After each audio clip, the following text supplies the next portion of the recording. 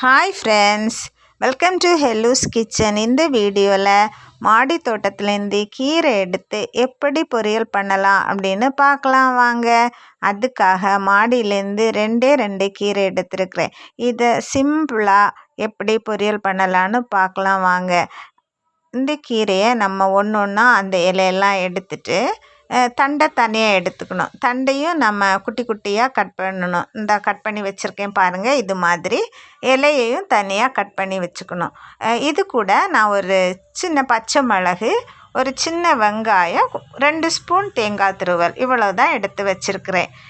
கடாயில் எண்ணெய் ஊற்றி எண்ணெய் காய்ச்சதும் கடுகு பொரிஞ்சதும் கறிவேப்பிலை போட்டுனதும் நம்ம அரிஞ்சு வச்சுருக்கிற வெங்காயம், பச்சை மிளகு, கீரையோட தண்டு இவ்வளோத்தையும் அதில் சேர்த்து நல்லா கிளறி விடணும். இது கொஞ்சமாக வெந்த அப்புறமா இது கூட நம்ம கட் பண்ணி வச்சுருக்கிற கீரையும் சேர்க்கணும். ஏன்னா தண்டு கொஞ்சம் வேகிறதுக்கு டைம் எடுக்கும் பார்த்தீங்களா, அதனால தான். ஸோ இப்போ நம்ம கீரையும் சேர்த்தாச்சு.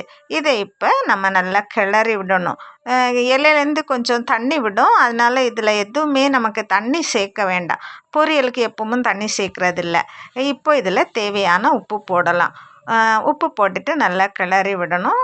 மூடி போட வேண்டிய அவசியம் இல்லை. இந்த கீரையை அப்பப்போ நல்லா கிளறி விடணும். ஒரு 3 to 4 மினிட்ஸ் அப்படி நல்லா கிளறி விடுறப்ப கீரையிலேருந்து விட்ட தண்ணி எல்லாம் வற்றி போயிடும்.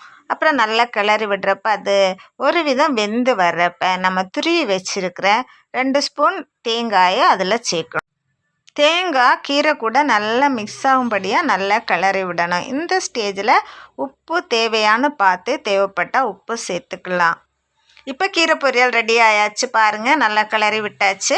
இது மாதிரி நீங்களும் செய்து பாருங்கள். சூப்பரான, சிம்பிளான, ஹெல்த்தியான ஒரு பொரியல் ரெடியாக இருக்குது. பிள்ளைகள் இஷ்டமாக சாப்பிடுவாங்க.